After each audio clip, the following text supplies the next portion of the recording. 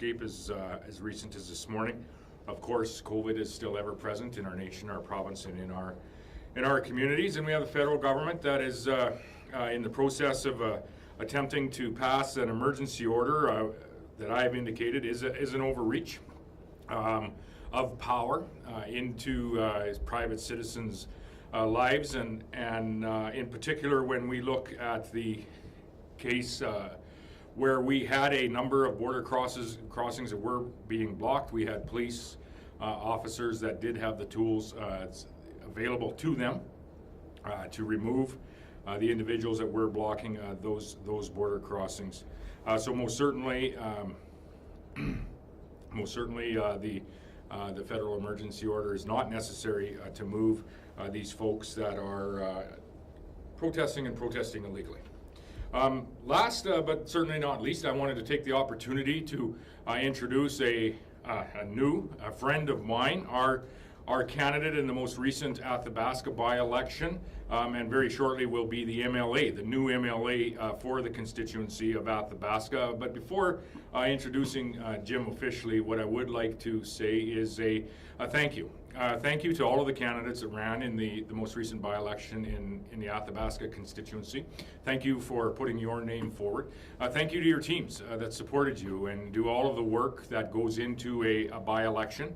And last but certainly not least, I want to say thank you to the people of Athabasca for participating in the by-election that is there. And I want to thank them for communicating with all of the candidates, and in particular communicating with Jim Lemaigre, our candidate, ultimately the successful candidate, soon to be the MLA, and he, I know, most certainly looks forward to representing each and every one of you in the years ahead. So with that, I just officially would like to introduce the new Saskatchewan Party, soon to be MLA for the constituent, and the first Saskatchewan Party, soon to be MLA in the constituency of Athabasca. So Jim, if you have a comment or two. And Well, first of all, thank you. And I just wanted to say to the Athabasca constituents, leading up to now, like I've visited your communities and sat with your leaders, some in person and through telephone due to the pandemic. But to the constituents that heard me, that I listened to them, I just wanted to say a huge thank you. To my team,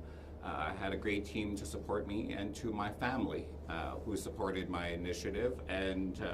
And as a result, I am extremely excited to be representing Northwest Saskatchewan, the Athabasca constituency, as we move forward. Thank you. Thank you, Jim. If there's any questions, we'd be happy to take those. Question for both of you. Political experts say folks in the North are more for the person rather than the party. I'm curious to get both your thoughts on that and what that means for, is the Saskatchewan Party support, or is it support for you, Jim? Go ahead, Jim. I think when I was first initially approached, it was by one of the community leaders that when I sat on council for Clearwater, that saw my work ethic and my ability to advocate as I sat around the table with them. And when it came to be for Athabasca constituency, he asked me if I'd be interested in this. And my approach has always been to reflect on what role that I'm about to engage. And in this case, it was to represent Northwest Saskatchewan, and I was honored to be asked and to move forward. So I think that's a reflection of who I am as much as it is for the constituency. So that's how I got to be here. And I would say there's some of each. And no doubt, I think in particular in a northern riding, and a northern riding like Athabasca, which I don't live too far from and visit frequently, both for personal as well as premier and as a representative of a riding that isn't too far away. There really is both. The individual that's running in the constituency, I think, is very important. And we are very fortunate to have an individual of the character of Jim Lemaigre running and now representing the people from Athabasca within the Saskatchewan Party government. As Jim had said, he has a very genuine personality, and I've observed this in meetings where he does have the ability to not only bring people together, but ultimately bring the conversation to a point and to a decision point. And I've seen that firsthand. I don't know if that is all just the individual that Jim is, or if that's learned over the years serving the people of the North and the people of the province as an RCMP officer. But he does it very, very capably and competently, and I know that he will be a great representative for all of the people in Northern Saskatchewan within our Saskatchewan Party governing caucus. In addition to that, there are policies and decisions that have been made by the provincial government that I think also add to the ultimate success in this by-election, but also add to the ongoing conversation that Jim will be able to pick up on. There's been investments in the North, none greatly talked about. Maybe this is an opportunity for us to really highlight some of the effort that this government has made, working predominantly with local leaders, whether that be in housing investments, in Pine House, in La Loche, in Buffalo, in Isla Crosse. There's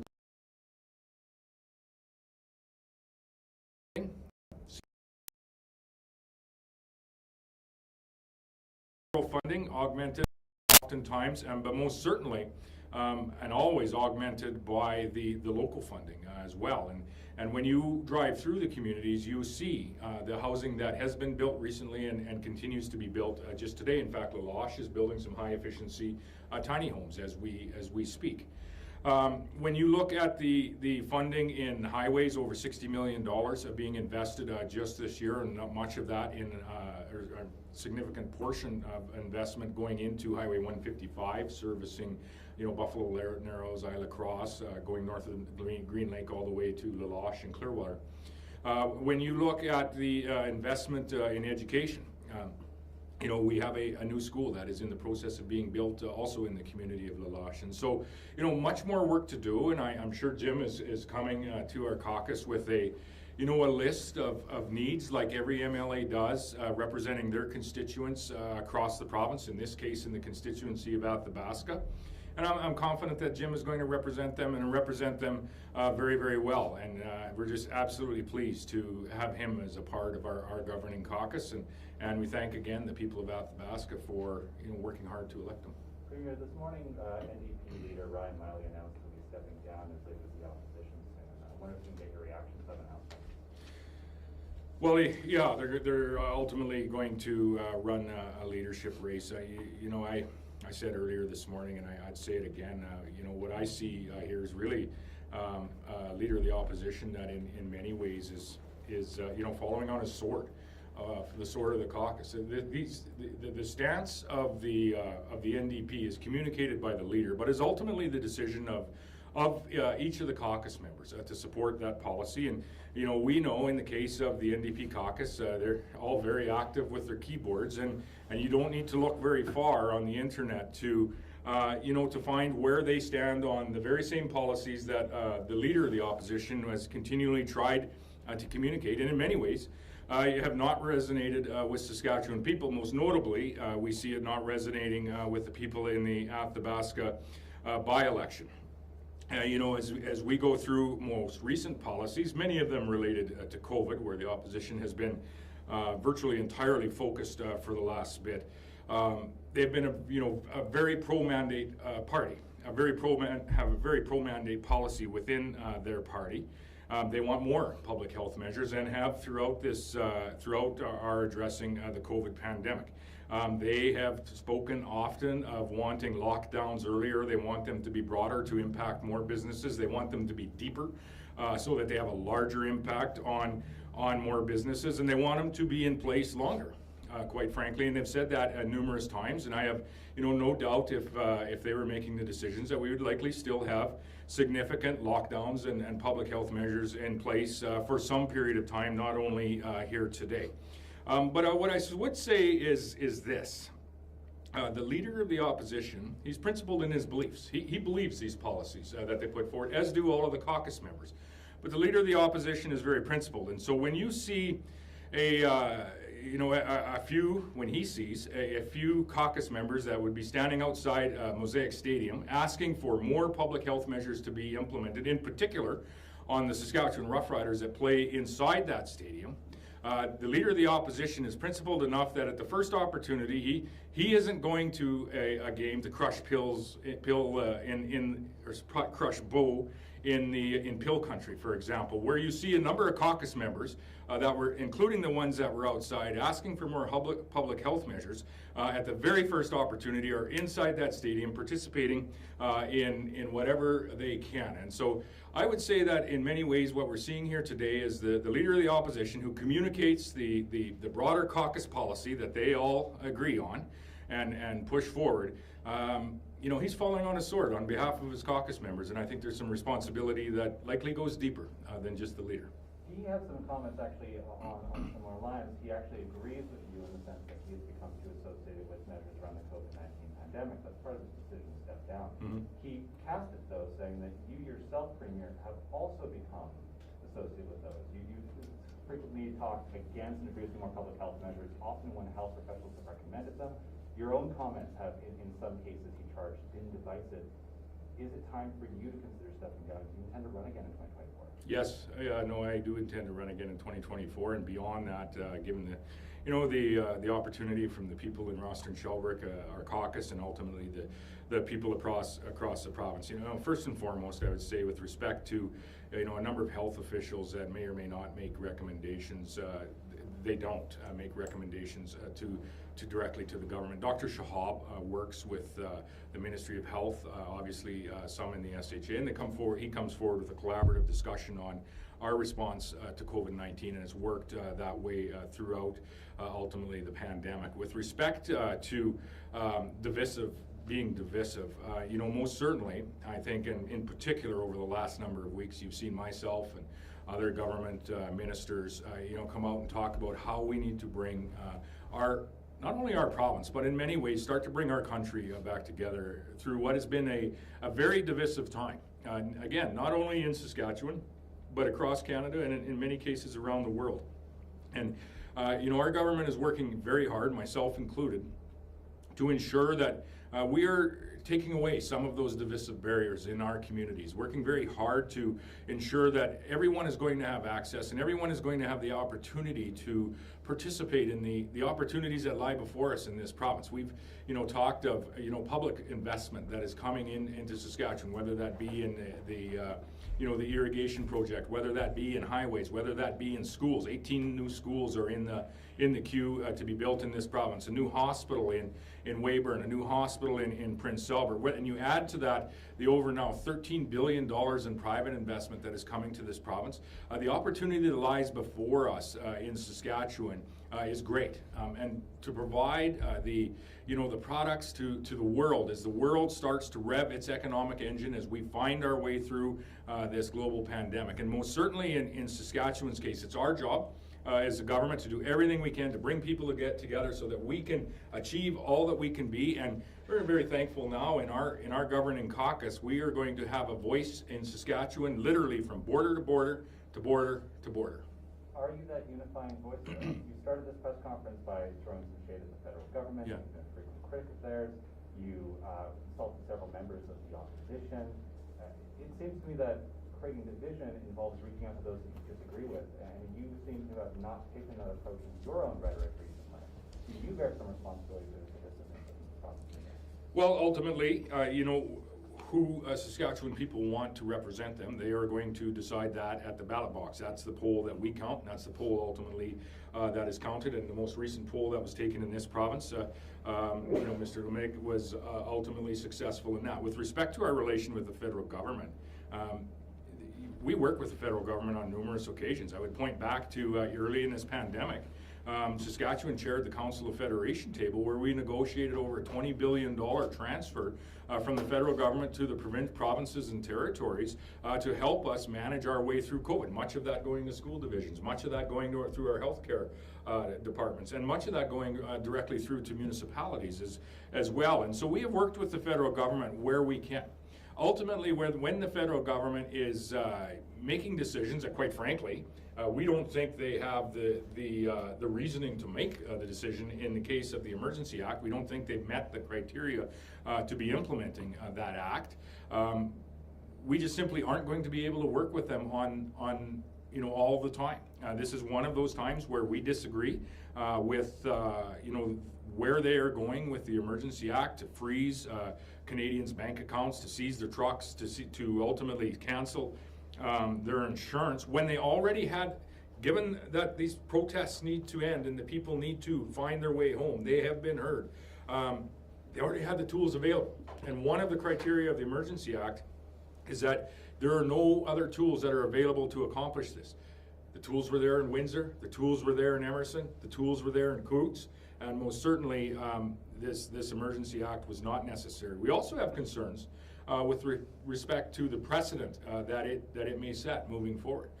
We have concerns that you know, it may be used to track down and freeze bank accounts that people may have, you know, donated a few dollars to a cause that they believed in a number of weeks ago. We have concerns that precedent may be then utilized for, you know, other protests, for example, for maybe those that are funding the very violent protest and confrontational protest that occurred in British Columbia with respect to the Coastal GasLink pipeline, where equipment was damaged and there was a confrontation with a number of employees there.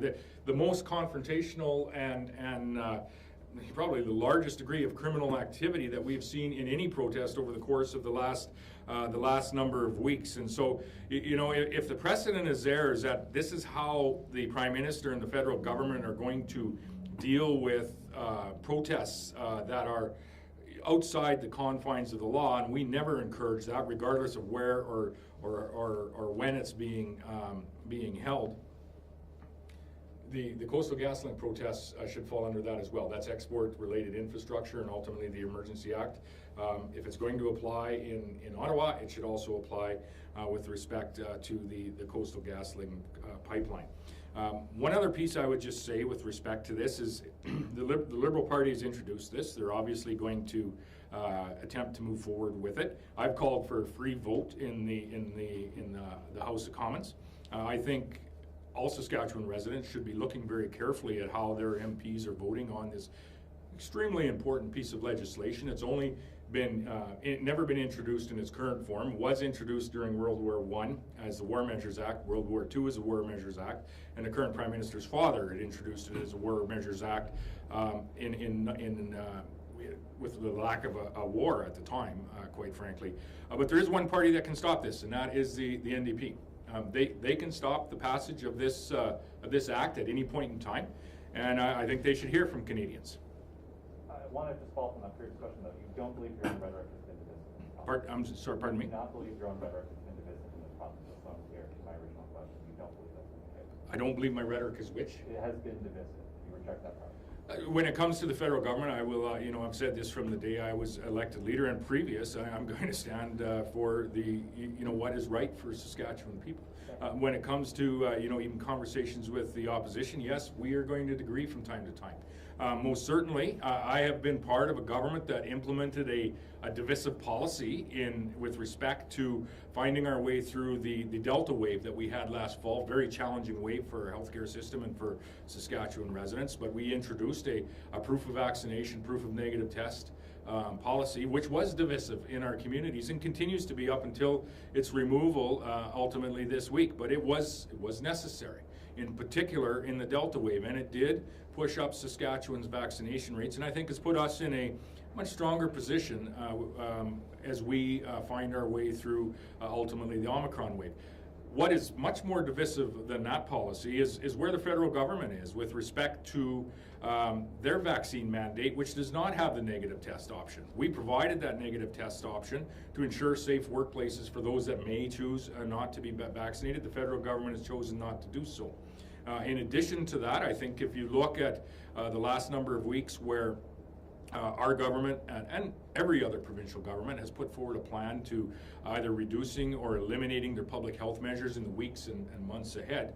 The federal government has thus far not done so, and I think if they would communicate what their plan is with Canadians, that would be a very strong step in, you know, de-escalating some of the divisions that we're seeing across Canada, some of the divisions that, you know, we're seeing in this province as well. Speaking of those divisions and Ottawa, you've been extremely supportive of Trucker Convoy and spoken out against health measures as you just have. Last I saw, 15 people were being arrested. There's a massive amount of police action in the streets of Ottawa. What is your reaction to that? We've been consistent for years now, or for my time, is people have a right to peaceful protest. People have a right to have their voice heard. People do not have a right to break the law. And whenever that law is being broken, we would ask that law enforcement officials step in and enforce the law. What we are saying with respect to the emergency order that is being debated at the House of Commons, not today I understand, but yesterday and in the days coming, is we say that is a tool, that is an extreme measure that is being taken by the federal government. We don't feel the criteria has been met for that measure. We feel that the law enforcement officials do already have and have proven to have the tools to remove any of these illegal protests that have been present. I would further say, and thank you, to the RCMP in Saskatchewan and I would say across Canada, municipal police forces in Saskatchewan in particular, Regina Police Force, Police Service, and our provincial law enforcement agencies that have been involved as well. We have not had any occupations in this province, at the border or in any other place. They have, our law enforcement officials at all levels have reached out time and time again to those that are involved in having their voice heard in a peaceful and legal way. And they most certainly have, for the most part, not 100%, but for the most part, have abided by the laws that ultimately are in place. I understand there's an additional rally coming to North Portal this weekend, and I would just ask all of those involved to, you have the right to have your voice heard, you have the right to a peaceful protest. However, the Emergency Act is in place, and I would hope that each of you has communicated with law enforcement or with those involved in your convoy to ensure that your voice is being heard, and it's being heard within the confines of what the law is today. Well, what about some of the people in the Ottawa convoy? Reporters, most outlets have linked many of them to the far-right causes, far-right beliefs. We've seen swastikas there. Yeah, maybe I'll speak a little more to what is factual with respect to folks that may embed themselves in what otherwise is predominantly peaceful protest, maybe within or outside the confines of the law. If it's outside the confines of the law, most certainly the law should be enforced. But what happened this past week at the Coots border crossing, very, very serious incident. Credit to the RCMP and all of those involved in first of all finding out and being able to zero in on where there were a small group of individuals, it's big enough, group of individuals that had embedded themselves in what was otherwise a number of people trying to have their voice heard on the broader divisions around COVID across this country.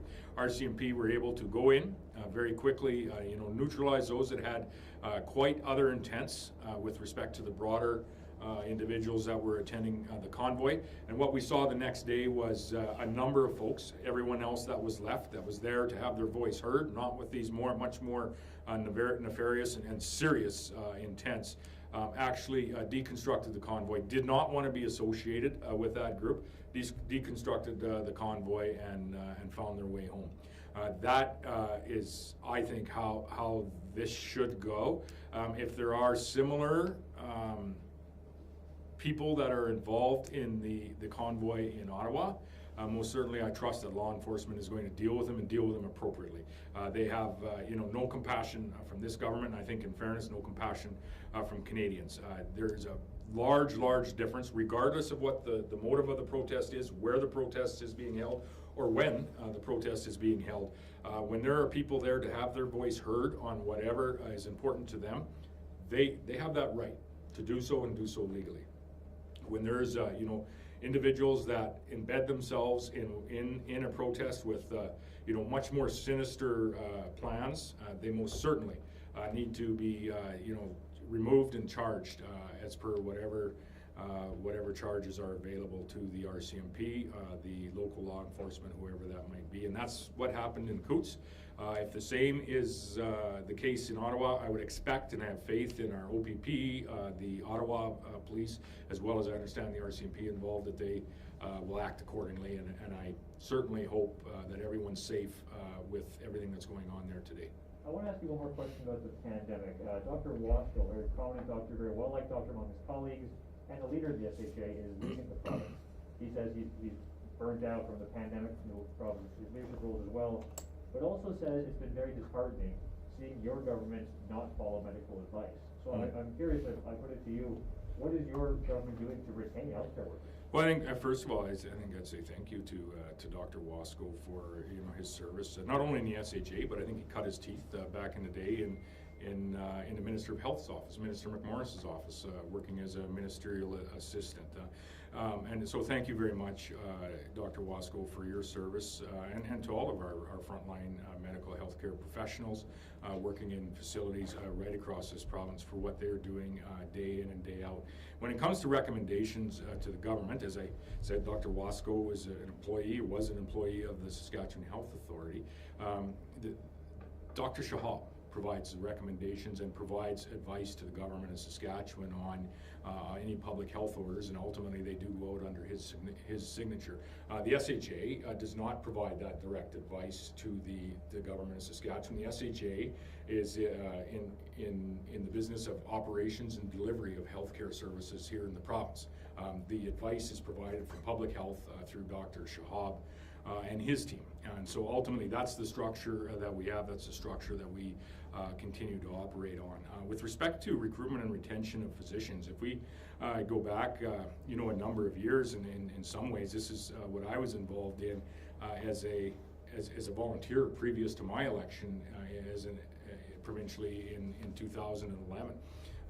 When this government had the honor of serving as government starting in 2007, we had a tremendous shortage of physicians right across this province, and we've worked very hard at changing how we recruit, how we retain, and how we train physicians here in Saskatchewan. And we're doing the same with nurses. We're doing the same with our nurse practitioners as well. Increasing training seats for all of the above. You're going to see continued investment in just that, not only the existing training seats, but increasing many of these training seats as well in the months ahead. We're all familiar with what we have done at the College of Medicine, at the Academic Health Sciences building here in Saskatoon, the expansion of the physician training seats from 60 to 100, residency seats from 60 to 120. We're just starting to see the fruition of that effort today, as it was done a number of years ago, and as our students find their way through that.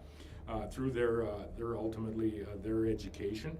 We changed how we recruit doctors from abroad, going away from in the days years ago of bringing physicians in from 7 Commonwealth nations, having them write, I remember the CAPE exam that doctors had to write upon to be licensed here in Saskatchewan. We transitioned that to the SIPA program, where we could bring not only then doctors from those 7 Commonwealth nations, but bring doctors from nations all around the world, because we had a more highly accredited recruitment program, and we continue to bring physicians in from other areas around the world. We formed the organization Sask Docs, which I think in the months ahead you're going to see some adjustments to ensure that it is focused on recruiting all healthcare professionals as physicians, but really working in tandem with our College of Medicine and the graduates that are there, but also working with communities to augment their efforts in recruiting physicians from around the world. We have the Rural Physician Locum Pool. We have a number of incentives provided for not only physicians, but for nurses and nurse practitioners to locate to underserved areas in the province. This is a topic of conversation, and was a topic of conversation in the Athabasca by-election. Jim, you might have something to add on some of the challenges and potential paths that you might be bringing to the table to the governing caucus in the days and weeks ahead. But we most certainly have been working and working very hard on not only recruiting and ensuring they have fair compensation for all of those that are offering the services in our communities, but we're building them new healthcare infrastructure as well, and we're continuing to do that up to and including today. Jim, do you want to speak locally to maybe a couple of conversations that you may have had over the course of the last 60 days or so in your travels? Having visited with the community leaders and speaking about the future of Athabasca constituency and what that would look like, I toured one of the hospitals, and there was discussion about shortage of staff and what that looks like for healthcare. And I've been a healthcare provider in La Loche, and this was the hospital that I toured. and recruiting, retaining, and so our health care is not compromised. Saskatchewan Party has invested in healthcare tremendously, and as we move forward, we build on that. And our quality of healthcare should be no different than anywhere else, so that is the language that we've been speaking. But, so the SHA, many doctors, their recommendations were the same as Dr. Shahab's. You did not follow Dr. Shahab's recommendations, and a lot of doctors just feel unheard and unsupportive. So you have all this investment, but why would healthcare workers, nurses, doctors, whoever, why would they want to come here when the government hasn't been helping them out and hasn't been supporting them as it can? Well, I actually disagree with the fact that we, the government has not been helping out our medical healthcare professionals and not been supporting our medical healthcare professionals. Ultimately, when it comes to public health orders, those come about through discussions through Dr. Shahab and public health. The SHA is in place to deliver and to have the operations and the delivery of healthcare in our communities across the province. The policy around public health measures and the implementation of those come through public health and Dr. Shahab's office, and there may be differences in those conversations that potentially not everyone is even aware of. With respect to supporting and continuing to support the delivery of healthcare, and in particular the individuals that are delivering healthcare in our province, we continue to work on that up to and including today as well. The implementation of our GO teams across this province, understanding that we have a number of healthcare providers that are they themselves isolating due to Omicron being present in our communities. I think we normally work at an average absenteeism level of about 13% in the Saskatchewan Health Authority. We peaked at about 18.2%. SHA was concerned about climbing above 20. Today we're down in around 16%, and so we are on the decline with respect to our absenteeism. But we've provided those GO teams. We've looked as to can we bring international applicants into the healthcare facilities while they're waiting for the approval of their certification to help in our facilities, maybe not even in the capacity of which they applied, but maybe they can come in and help in our long-term care homes for as an example. We've looked at students, we've looked at retired healthcare professionals coming back and serving, and all to augment and to really support our frontline healthcare folks that are working in our facilities across the province. We have one other challenge that we are turning our eye to now as well, and that has to do with our rural healthcare facilities. And this is a challenge in areas that I represent, and I know areas that Jim very shortly is going to represent officially as he's sworn in as the MLA for Athabasca. And that's to ensure that all of our rural healthcare facilities are up and operating. And so we have had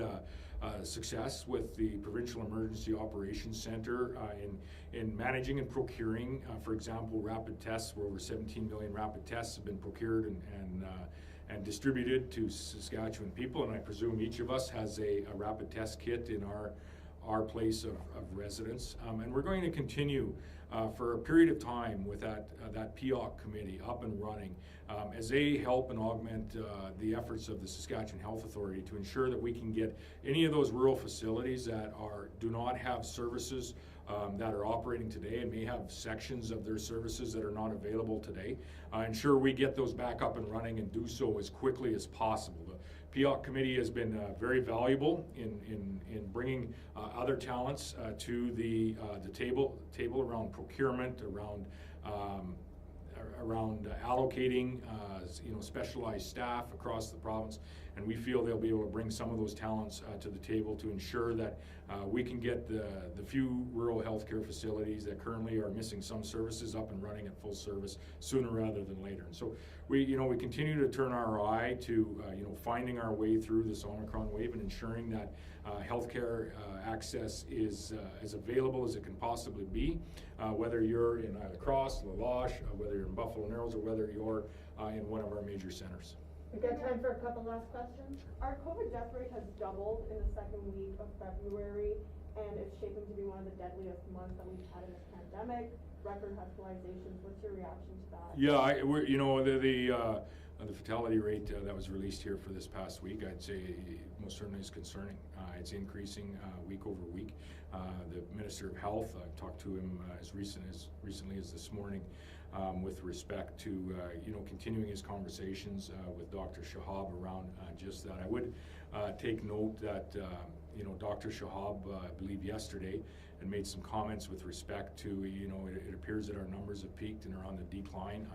I mentioned our absenteeism numbers in our Saskatchewan Health Authority appear to be on, ultimately on the decline. Our hospitalizations globally continue to increase some degree. However, the rate of those that are hospitalized due to COVID is not increasing as quickly as our global rate. So that does mean that COVID is ultimately present in our community. And I think Dr. Shahab had said yesterday that he expects the hospitalizations to start to decline in the days ahead.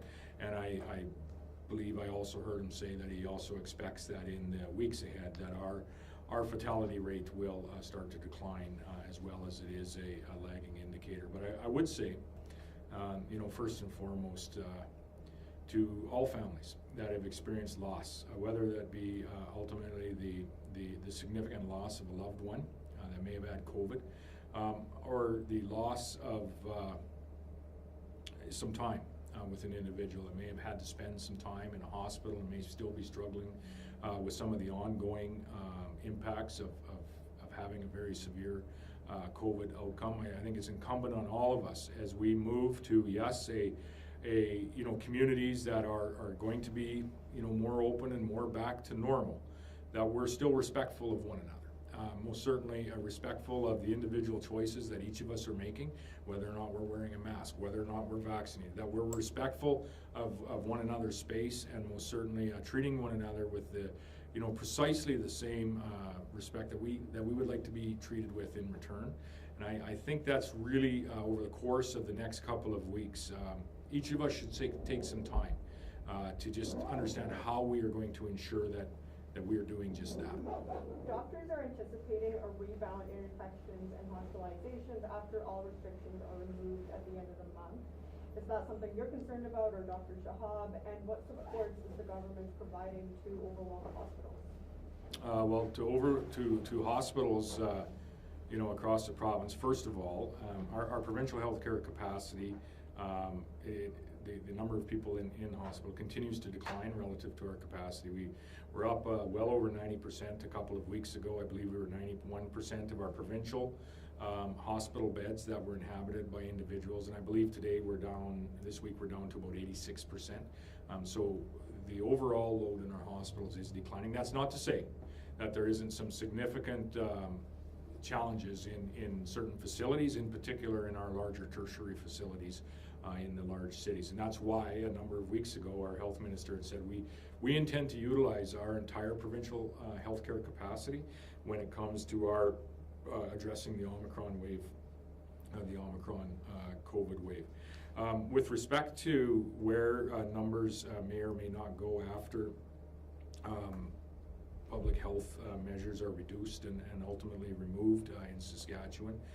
We've seen other countries around the world, we've seen other places in North America that have made this move significantly earlier than what we are, even here in Saskatchewan. And you do see a decline overall in the numbers, and notwithstanding some localized you know, outbreaks that will cause some blips or some movement in those numbers, but an overall general decline in not only the numbers, but the hospitalizations and ultimately all of the severe outcomes of COVID. And so it's something I think that we all need to watch, and it's something I know for a fact that Dr. Shahab will be watching and watching very closely. But what we have seen in general terms in most other places that have made moves to reducing and removing restrictions is a general decline in all of the metrics with respect to COVID-19. And you know, you don't have to go too far away from here, and not too long ago where I saw 70 or 80,000 people come together for a Super Bowl game in North America. And not saying that's right or wrong, but I'm saying there's other jurisdictions that have preceded even Saskatchewan with respect to this. Last question? If I could ask one more question about hospitalization. They're at very, very high levels. doctors and staff of all stripes are telling us they're exhausted and tired. Surgeries are being affected. Some places like Lloydminster are not doing certain surgeries because they don't have enough operating room nurses to do them and they can't replace. So we've met the benchmarks of high hospitalizations and disruptions to routine services, including closures in rural centers, by the way. Those were the very metrics that your government set as being the bellwether for when measures would be necessary, for when intervention is necessary. And we're now about to drop public health restrictions, including wearing knees, as well as self-isolation, in less than 2 weeks. So I really have to wonder, why not just wait a little bit longer? What has changed in your calculus that those benchmarks that your government set no longer apply? Well, with respect to hospitalizations, I just said that, overall, with respect to our provincial capacity, we're operating at about 86% of our provincial capacity is being utilized today. Been impacted by absenteeism, loss of staff. And I also said that our absenteeism is actually reducing. The Saskatchewan Health Authority has some supports to offer those frontline healthcare workers. The GO teams, for example, have been deployed, to my understanding, in certain areas, but maybe not in all areas. But with respect to the health minister's comments a couple of weeks ago, we are going to utilize our provincial capacity, understanding there are going to be some localized challenges. You mentioned Lloydminster, for example. There's localized challenges where we may have for example, a COVID outbreak in a local area, or and in doing so, at times that COVID outbreak does impact the staff that work in our very hospitals. And so that's quite frankly why we still have the emergency order in place as well. And it's the only reason that we have an emergency order in place in Saskatchewan, is so that we are able to direct our Saskatchewan Health Authority staff to where they are required within the healthcare system. Why the employer doesn't have the ability to just do that, I'm not sure. But in Saskatchewan, our Saskatchewan Health Authority does not have that ability, and it requires the emergency order in order to do that. And that's the only reason that the emergency order is in place, and that is clarified, is that's the only reason that it can be utilized, most certainly. As I said, our metrics on overall provincial capacity of our hospitals that are being used have been declining over the last number of days. That's not to say that we don't have these localized pressures that are very challenging. And I've talked to individuals personally that are working their way through exactly what those challenges look like from the very front line. And so we're continuing to do what we can in supporting where we have those issues. And most certainly we're continuing to do what we can to find our way back to a normalized environment. Other areas in North America, other areas of the world have done just that. And we're confident that Saskatchewan people will be able to do that as well, as they have come a long way over the course of the last 2 years in utilizing the tools that have been made available to them in battling COVID for themselves and for those close around them. But as I said earlier, and I would implore on Saskatchewan people to take a moment over the course of the next number of days and just remember to be respectful and understand that someone else may come to a different conclusion on their personal risk assessment that you may come to, and we should respect that, and we should most certainly not make comments with respect to why someone else has come to a different decision. Why are you as government though taking that risk when we are so close to the finish line that you mentioned? Most epidemiologists we speak with say that within a month or so, Saskatchewan will be in a very strong position to do what we're proposing to do. It's just that the timing is a challenge. So why are we still sticking to the current schedule with the pressures in the healthcare system and rolling those dice? I think as you look at the not only the COVID metrics themselves, but you look at and compare those to when other countries, UK for example, many U.S. states have made similar decisions. I don't think that Saskatchewan is in any ways out of line with those decisions that have been made. With respect to where Saskatchewan people are.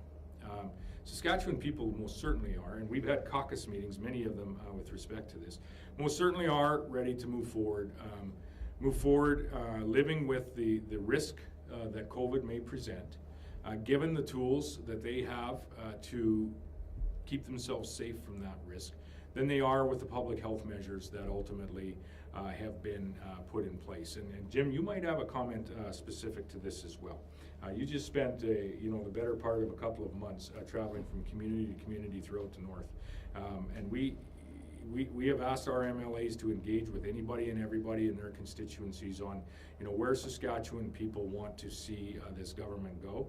And, you know, we feel we're representing the majority of Saskatchewan people by, you know, getting our children back to a more normalized environment in their school and their recreational opportunities that they have. We feel it's time for us to come together again as people, but to do so utilizing the tools that we have and as safely as possible. Jim, you have any examples to share from your travels? As we've navigated ourselves through this pandemic and heading towards the end of it, my travels, my communication with people is that they want to get back to normal. And we've provided many tools to them. So the home kits has been phenomenal. And how we even communicate there's been a shift. And Northwest Saskatchewan has spoke up and said, like, we want to get back to normal as soon as we can. Early stages of the pandemic, we've been hit hard, but the Saskatchewan government has invested and gave us the tools, so as we move forward, we can get back to a degree of normalcy, and that's what the people have been asking for. I remember back in the early days when Lavash, in particular, and surrounding communities were hit quite hard with COVID. That's some of the earliest rapid testing kits that were deployed in Canada, and we had Saskatchewan Health Authority officials going door to door offering tests to the residents of Lavash and then into other communities throughout the north as well. And so Saskatchewan has been at the forefront of adopting you know, whatever tools are available and adopting them as quickly as possible. That includes rapid tests, vaccinations. It includes early intervention treatments such as monoclonal antibodies over the last number of months, and now Paxlovid. And we're going to continue to make any tool available to battle this pandemic in our communities in our province available to Saskatchewan people.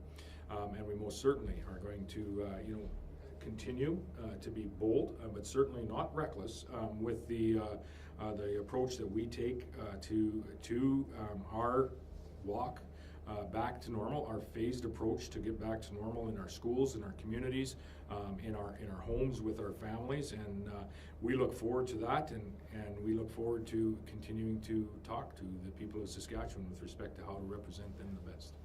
Thank you, everyone.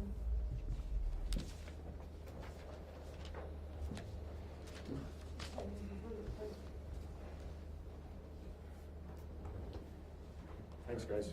Thank you. Have a good weekend. Well, happy family day. Is Monday a holiday? Yeah, you should probably hang out with your family for a bit.